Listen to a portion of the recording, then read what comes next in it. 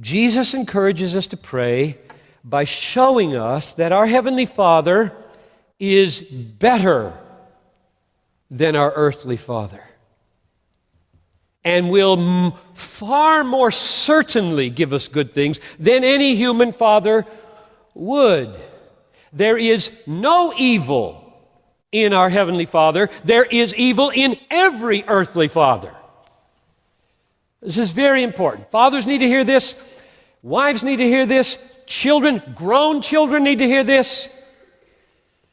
Verse 11, let's read it carefully, think on it deeply.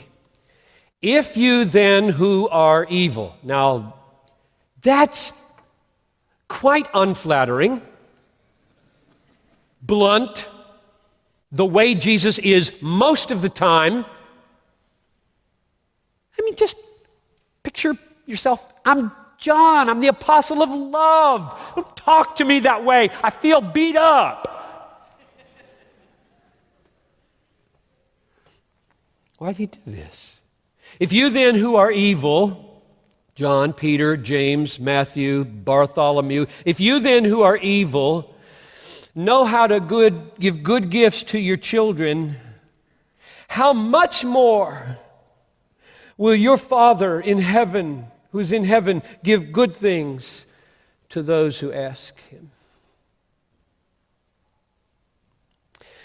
The Bible not only often draws attention to the similarity between human fatherhood and divine fatherhood, the Bible also often draws attention to the vast differences between human fatherhood and divine fatherhood. Think of any other places?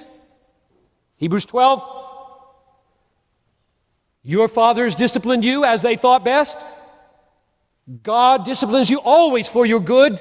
There's one. There are many others. The Bible is not unaware of this pain, of this reality in the world, that all human fathers are evil. All of us. So, Jesus goes beyond the encouragement of saying, you have a father. You have a father in heaven. He goes beyond that.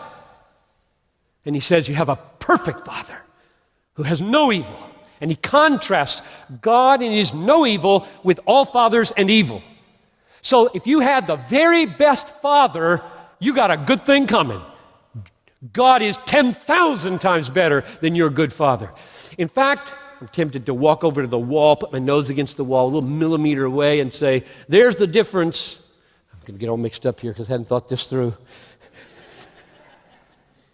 The difference between a good father and a bad father is this, and the difference between God and the best father is infinite.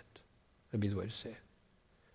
So you think there's a huge gap between the bad father and the father you wish you'd had, and it's really big? Well, compared to how much better God is than the best father, makes that difference very small. Don't ever limit your understanding of the fatherhood of God to the experience of your own father, no matter how good he was or bad. Rather, take heart that God has none of the sins of your father. None. And has none of the limitations of your father. And has none of the weaknesses of your father. And has none of the hang-ups of your father. None of them. And the point Jesus is making is that even fallen fathers give good gifts. Usually. Almost everywhere in the world, in spite of sin, in spite of evil, fathers generally are jealous for the good of their children. You try to mess with my kid, you deal with me. That's inside almost every father, sin or no sin. He's on the side of his kid when his kid's in trouble. That's what Jesus is picking up on.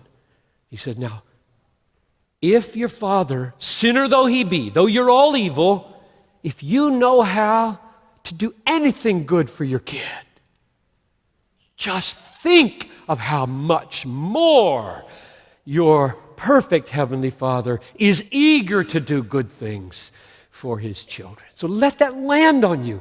Jesus is laboring with people who have imperfect fathers to help you feel hopeful in prayer. That's what He's trying to do here. He's trying to get kids, grown kids, 40-year-old kids who have nothing but horrible memories on your face, full of hope that the one in heaven is 10,000 times better. That's what He's trying to do. Would you hear Him? Would you hear Him? And would you believe Him? He really wants you to pray, and He wants you to pray full of hope that your Father in heaven will hear you